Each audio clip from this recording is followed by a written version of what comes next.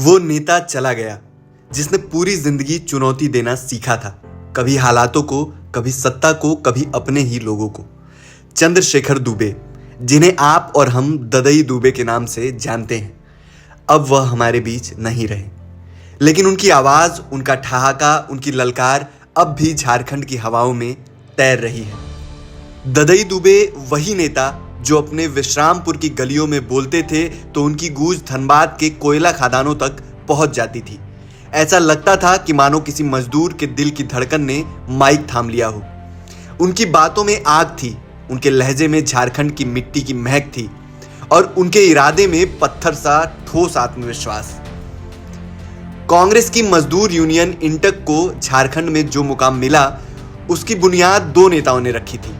एक थे राजेंद्र सिंह और दूसरे ददई दुबे। मजदूरों के हक की लड़ाई में चाहे जितनी मुश्किलें आई हों, ददई दुबे कभी पीछे नहीं हटे।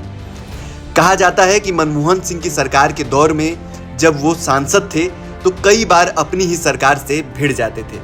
उनकी सरकार के मंत्री, अफसर, यहां तक कि उनके अपने ही पार्टी के अध्यक्ष भी उनसे डरा करते थे, क्योंकि ददई दुबे की जुबान पर सिर्फ सच रहता था और सच बहुतों को चुभता है। इंटक के राष्ट्रीय महासचिव राजेंद्र सिंह से उनकी तल्खियां तो जग जाहिर थी। दोनों एक ही मजदूर यूनियन के मजबूत स्तंभ थे, लेकिन आपसी अदावत ऐसी कि कांग्रेस दफ्तर तक कांप उठे, क्योंकि ददई दुबे किसी का लिहाज नहीं करते थे। उनके लिए सबसे बड़ा धर्म था मजदूरों का हक। ददई दुबे की जिद को देखिए। जब हेमंत सोरेन पहली बार झारखंड के मुख्यमंत्री बने तो ददई दुबे उनके मंत्री बने, लेकिन ज्यादा दिन तक साथ नहीं चल सके, क्योंकि फिर वही ददई दुबे का बेबाक स्वभाव। मंत्री पद छोड़ दिया, सत्ता को आंख दिखाई, उन्होंने कुर्सी की कीमत पर अपने स्वाभिमान को नहीं बेचा। और फिर धनबाद की ऐतिहासिक लड़ाई, झारखंड की राजनीति का वो रोमांचक अध्याय जब 200 किलोमीटर दूर पलामू के विश्रामपुर से चलकर ददई दुबे धनबाद आए। ये वही धनबाद था जहां बीजेपी ने लगातार 9 लोकसभा चुनावों में 8 बार जीत दर्ज की है। और जब कभी कोई नहीं सोच सकता था कि कोई भाजपा को हरा पाएगा, तब ददई दुबे आए और 4 बार की सांसद रीता वर्मा को पटखनी दे दी। उनकी जीत कोई मामूली जीत नहीं थी।